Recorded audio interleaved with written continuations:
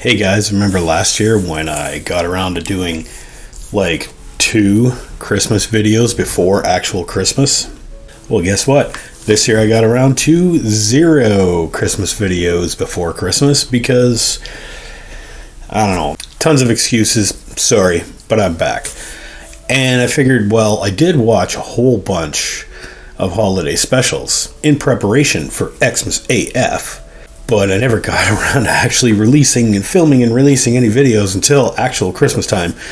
So here I am recording on December 29th, I believe it is. And I want to show you some of the movies that I watched for Christmas this 2024 Christmas season. Or Xmas AF 2024. So please enjoy some more Christmas leftovers. First up on the list is something I had really high hopes for, which was, oh no, it's Mr. Bill's Christmas special. It's Mr. Bill. I mean, you know Mr. Bill, 70s Saturday Night Live. Oh no! You know, the little Play-Doh guy who's always getting squished and blown up, burnt.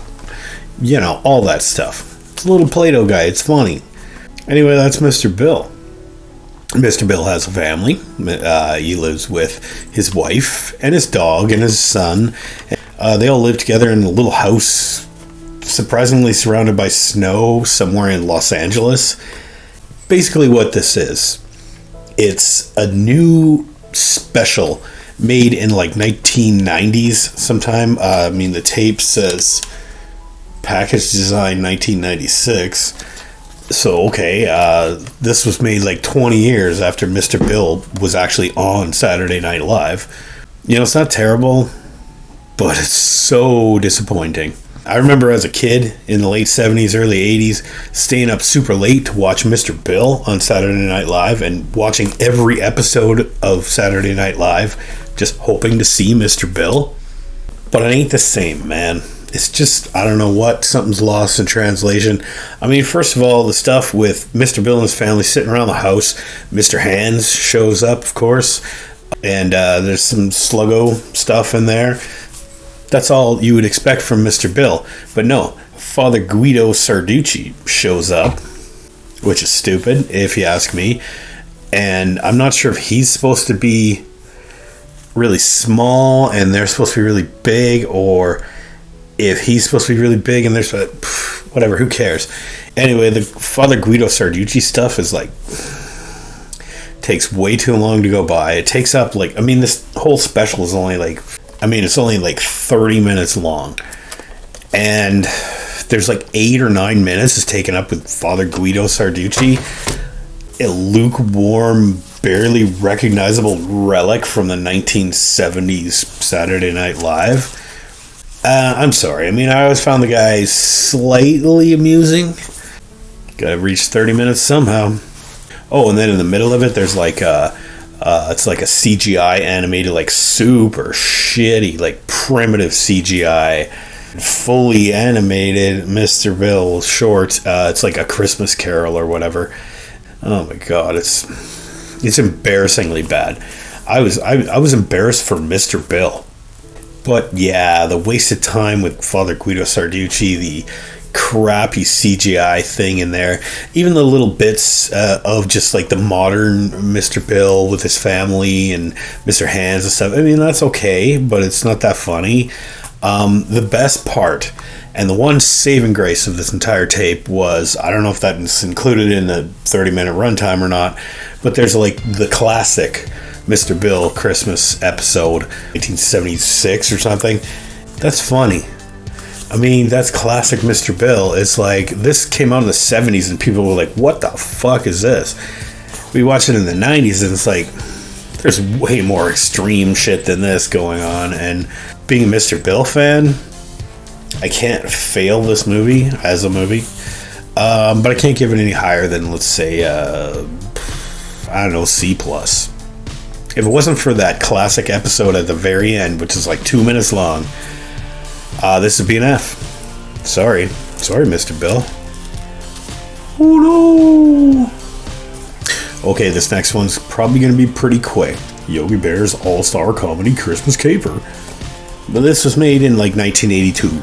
The tape's probably from the 90s or something. I don't know, I got a bunch of these Hanna-Barbera tapes, and I found this in there, and I was like, Yogi Bear. I used to watch Yogi Bear when I was a little kid, like a toddler, and Yogi Bear is funny as shit. At least those original ones are. But this, meh. So the gist of it is this. All of Yogi Bear's friends want to come visit him at Jellystone Park.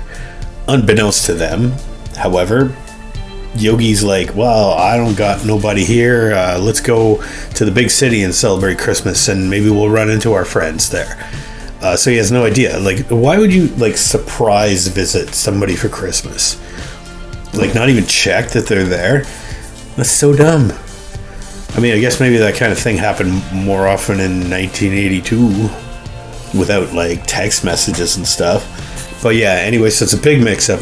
Yogi goes AWOL from Jellystone Park. He gets to the big city. He impersonates Santa Claus, abducts a little rich girl, and takes her out into the woods and teaches her the true meaning of Christmas. Meanwhile, his friends are looking for him. He's wrecking shit all over town, him and Boo Boo. Boo Boo's not innocent, you know. And I don't know, and they all find him in the woods, and he's like talking about Christmas, and the kid's like, well, at first I thought you were the real Santa, but now I know you're just a bear in a Santa costume. But I love you, and thank you, Yogi, for teaching me the meaning of life. And some shit, I don't know, it was dumb. But you know, it was full of those Hanna-Barbera cameos, like Snagglepuss and his exit stage left or whatever, and then Augie Doggy and that's my dad, that's my boy. You know, those stupid fucking dogs. Pixie and Dixie and Mr. Jinx are in this, and I think I spoke very highly of them in a previous video, but they don't get much here. I think Yaki Doodle is in here too. I don't know, there's a couple. I mean, I know it's only like 25 minutes long, but I skipped a bit. I'm sorry. Okay, so I didn't give maybe Yogi Bear's All-Star Comedy Christmas Caper its due diligence, but as entertaining as it was, I can't give it any more than a C. Sorry, Yogi. I mean, your movie was a little bit better, or was it worse? I can't remember. Alright, I had to change the camera angle because I just couldn't fit these stupid antlers in there. Next up is Robbie the Reindeer. Robbie the Reindeer. Ever heard of Robbie the Reindeer? Well, I certainly hadn't. I picked this up in the summer in a thrift store in Winnipeg, and I was like, I don't know, kind of looks like Wallace and Gromit, like same kind of animation studio, and I think I'm right about that. I don't know, it's from BBC Video, man. So this is British AF. But this is like hip, cool British stuff, I think. I don't know. It's pretty dumb. It's a little short special. And I just learned that this is only one of 3 different Robbie the Reindeer specials that were made, I guess, for BBC Video. According to the back of the box here, this is the complete and unedited original 30-minute version. Meaning that you get all the British people in here. Apparently, this one was like redubbed and re-released in North America. I guess under the same title, Robbie the Reindeer, but apparently there was people in it like fucking... Okay, I can't remember, so I gotta look it up. Robbie the Reindeer. According to Wikipedia, in the original British broadcast of this, some of the voices were, and forgive me if I don't recognize them all, because these are all British people.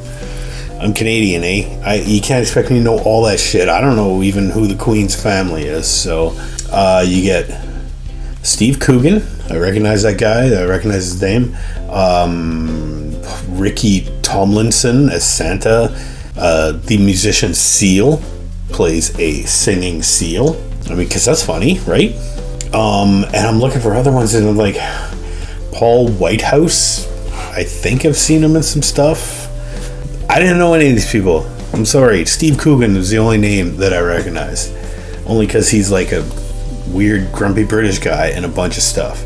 Anyway, they rebroadcast it in the States, and the American version features Ben Stiller, Britney Spears, Hugh Grant, because I guess they have to have a British guy in there, right?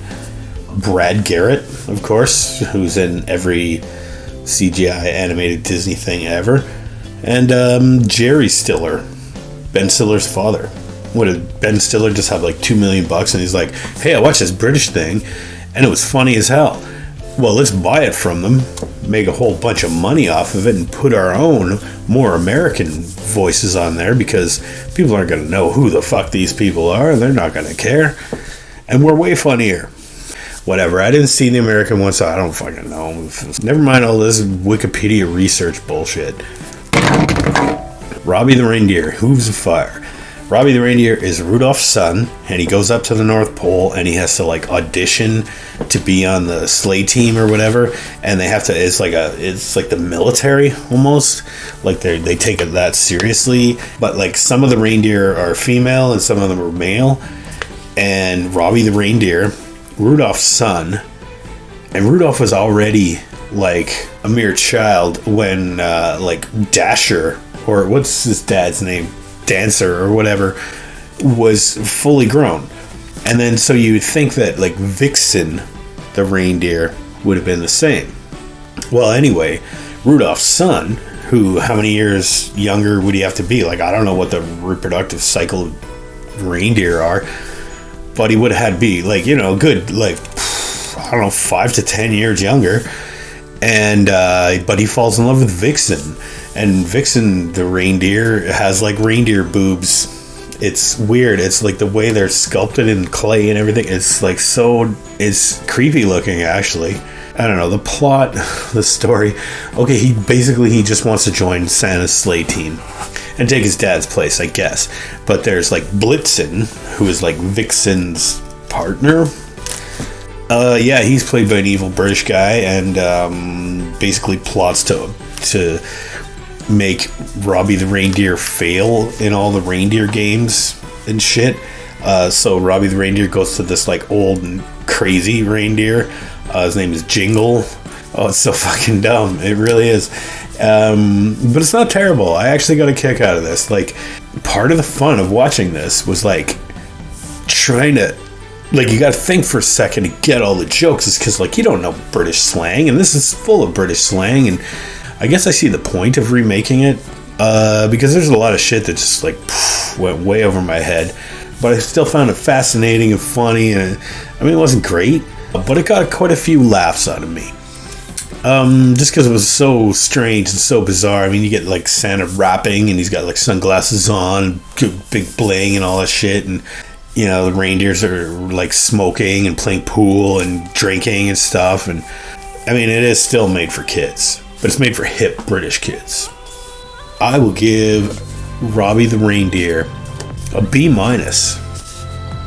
Yeah, compared to some of these other old, super shitty old Christmas specials that I've reviewed on this channel, this was more entertaining than some of that old crap, man. Alright, hold on to your hats, folks. We ain't done yet. As a matter of fact, why don't y'all come back now and talk about the Beverly Hillbillies Christmas. Yeehaw! I mean, the Beverly Hillbillies, right? Okay, it's Jethro and Uncle Jed and Granny and Ellie Mae, and they all live in Beverly Hills because they discovered oil on their hillbilly land plot. And Uncle Jed, one day shooting at some food, and up through the ground come a bubbling crude. You know all that shit, right? It's the motherfucking Beverly Hillbillies. I don't know what season of the Beverly Hillbillies this came out in, but I'm thinking it was like a later one, because this is like a crossover episode with stuff like Green Acres and Petticoat Junction, two shows which I've never watched ever in my life. And there was a lot of wasted time in this 25-minute special, just wasted with like cameos from people in those shows. Who, I mean, there's like a trio of like hot girls in Petticoat Junction. Oh, they're hot country girls. and whatever, and that's the shtick. That's the whole thing about it. And then there's like one guy that sings, and he sings like fucking Frank Sinatra or whatever, and he sings a dumb Christmas song, and he like serenades Granny and the girls or something. I don't know. I mean, you get your core characters in here, but they're all like split up and they're all doing different stuff. Like Uncle Jed barely has anything to do with this. He puts some money into one of these guys' banks, one of the guys in like the rural town where they're visiting. Oh, by the way, it's actually called the Beverly Hillbillies Christmas in Hooterville. I don't know where the fuck Hooterville is. I don't remember that from the show. But, you know, they like the banker guy from Hooterville. I don't know what show that's from. Uncle Jed puts some money in his bank, and then Mr. Drysdale hears about this, and he freaks out, and he has a panic attack, and he faints, and then suddenly he has like a fucking It's a Wonderful Life experience, but it only takes like 2 minutes. It's like, here's what it would be like if you were no longer president of the bank, Mr. Drysdale. And then he has like a heart attack, and they have to revive him with like a $20 bill under his nose because he's so greedy. And Mr. Drysdale, right? I mean, I used to watch the Beverly Hillbillies, and I used to love the Beverly Hillbillies before I was like 10 anyway. And then something just snapped in me, and I was like, I can't fucking take this anymore. This is so stupid. But I used to love that show. And all the things that I used to love about that show, they're not really in this show. I was embarrassed to watch this. I mean, there's one point where like Granny's like got the hots for this like small town banker guy that Uncle Jed gave money to or something, and so she dresses up like a little schoolgirl with like fake curls and stuff, and like a little schoolgirl dress, and it's like, what I felt so embarrassed for that actress. It's like, I know this is 1960s, late 60s TV, and you're getting all wacky and stuff, but like look back on that and it's like, is this your proudest moment, Granny? I think not. Anyway, the Beverly Hillbillies, Christmas in Hooterville, Christmas Spectacular. It wasn't great, and it wasn't good. It was a C. Sorry, guys. Your movie was better than this. Didn't I say that about Yogi, too? Okay, we're getting down to it now. Now, this Christmas, I wanted to watch something traditional. I mean, I know the Beverly Hillbillies is old as fuck, but it ain't traditional. So that's something I watched over and over again when I was a kid. But this one I watched probably 30th time in my life. Santa Claus is coming to town. You know, puppet Fred Astaire as the mailman driving his little fucking tractor thing in the beginning, and he's Santa Claus is blah blah. You know, and Santa Claus is like Mickey Rooney. He has a like weird red beard and whatever. And then he grows up and he meets the other super hot redhead school teacher lady that becomes Mrs. Claus. And then his beard turns white. He meets Old Man Winter and turns him from the dark side, and he sings a song with him and dances with him, and everything's all good. He gets a bunch of reindeer in the end, and fucking Santa Claus. There you go. It's the origin of Santa Claus. And it's kind of boring. Not gonna lie. There's a couple of songs that are in there that are okay. I actually kind of like the Burgomeister as a villain. The Burgomeister, because he's kind of funny. He's like the stereotypical evil German guy. And no offense to any of my viewers out there that have German heritage. I'm just saying, you know, it was kind of okay to make fun of like German people in 1960. What year is this? 1970. Pardon me. Anyway, I guess it was still cool then. If you have like little kids and you actually actively want them to believe in like Santa Claus, this is the movie to show them. I mean, it's kind of timeless. It really is. I mean, because it's like, it's got that Rankin Bass stop motion animation, which I absolutely love, and I will never not watch one of their specials. And I will never fail and never give an F to any of those. But I think this is kind of like one of my least favorite ones, maybe because it's like, it's not a lot really going on in here. It's kind of, like I said, it's kind of dull. It's okay. It's all right. I mean, like, it is traditional, so I'm gonna watch it again. Santa Claus is coming to town. I'm going to give it a B minus. B minus because it's traditional, and I will watch it again. But the minus because it's like, it's close to an hour, but you're sitting there waiting for like 2 good songs. There isn't that great of imagery. Like, there isn't a lot of memorable shit that really happens in this. So yeah, B minus. All right, so I saved the best for last. This is something I picked up, oh my god, like February last year at the thrift store. It was sealed in the plastic, but I think I paid $3 for this. But this is $3 well spent. This is the HeMan She-Ra Christmas Special. I mean, have you ever seen this, man? I think it's pretty fucking crazy. I mean, first of all, it's a straight up toy commercial. Like, both of these series were. Like, HeMan and She-Ra. Both of their series were just geared around, like, creating new characters. And then suddenly, like, 2 weeks later, the action figure would come out, and you have to have Shark Tor or Fisto or Mermaid Lady or, like, the fucking guy with the bow and the heart and the... Anyway, they made a lot of action figures, a lot of dolls or toys and all that stuff, and all of that is on display in this. I mean, it's not like it doesn't have anything to do with Christmas, though. It doesn't have a lot. Okay, first of all, like Orko. Orko, the little floaty guy, the wizard guy with the big O on his chest and the big scarf. He gets trapped aboard a rocket ship that ends up on Earth. I don't know why the fuck they had a rocket on He-Man's homeworld pointed at Earth that anybody could just get aboard, and like no security cameras. Come on, He-Man, man in armor. What the fuck, man?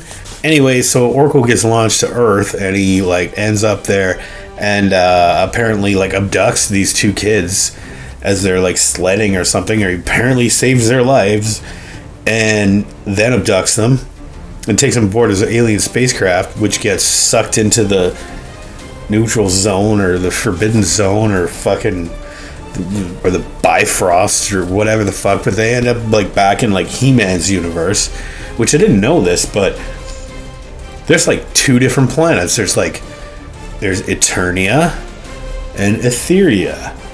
Eternia is like the He-Man world, where there's Castle Grayskull and all the manly stuff going on, and all the big fucking rippling muscles and shit, and like dark skies and fucking evil creatures and all that. But Etheria is like the girly world. It's like fucking She-Ra's world, and there's mermaids and fairies and bird ladies, and like there's only like 1 guy on that whole planet. Anyway, okay, so these kids get like sucked into the other dimension with Orko. That sounds wrong.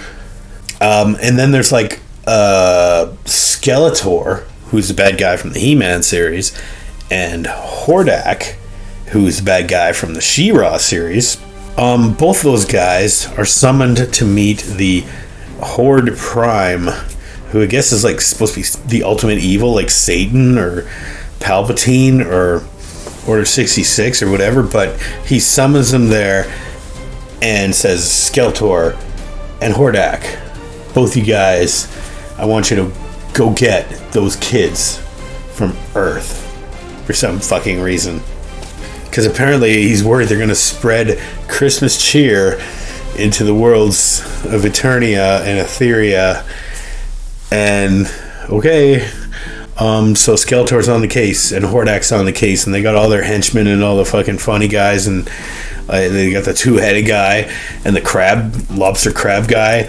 But you don't see like a lot of the classic ones. Like, you don't get Beastman, you don't get like the fucking Bumblebee guy or whatever, or even Fisto. I don't see a single Fisto in this movie. But yeah, and then Hordak has all his like robots and stuff, so they're competing to capture these kids. Meanwhile, these kids, they get captured by Hordak. Well, I mean, first they were captured by Orko. Then they get taken to another planet. They get abducted by Hordak. Then they get abducted by fucking giant robot transformer guys, which are, off-brand Transformers or whatever. a big robot tank guys and stuff, and then they get abducted by Skeletor. And then Skeletor is hanging out with these kids, and he also abducts. There's a lot of abduction going on in this movie. There's a lot of fucking like people getting beamed aboard spacecraft and shit, or just like summoned aboard. It's fucking crazy, man. Anyway, Skeletor also like captures this like little robot dog thing or something, and he like falls in love with it because it's licking his face, and he learns the true meaning of Christmas from these kids. And he's like, I like Christmas. I like to do nice things. And they're like, doesn't it feel great to do good, Skeletor, to feel good? And he's like, I don't like to feel good. I like to feel evil. And Skeletor is the fucking hero. And he actually, I think he probably shakes hands with HeMan in the end of this. I don't know. He learned the true meaning of Christmas, and that's what I wanted to see in the He-Man She-Ra Christmas special. I actually really like this. This was entertaining as fuck, if you ask me. Like, you got to see all these cool things, these cool robots and lasers and stuff, and people fighting with swords, and like big muscly guys and punching people and punching robots and stuff, and it was a lot of fun. So I have to give this a B+. So here's to a happy new year 2025. Here's hoping that you had a great holiday season in 2024. I know I did. So good, in fact, that I couldn't even find fucking time to do my YouTube channel anymore. Sorry. But anyway, if you like these videos, please, I got tons of playlists on here. I got tons of videos that I've made. It's mostly just my stupid opinions about movies that I've seen, movies that I like, movies that I really don't like. Could be about comics, could be about toys. It's Andy Boy Comics and Toys, right? I mean, you're rolling the dice, man.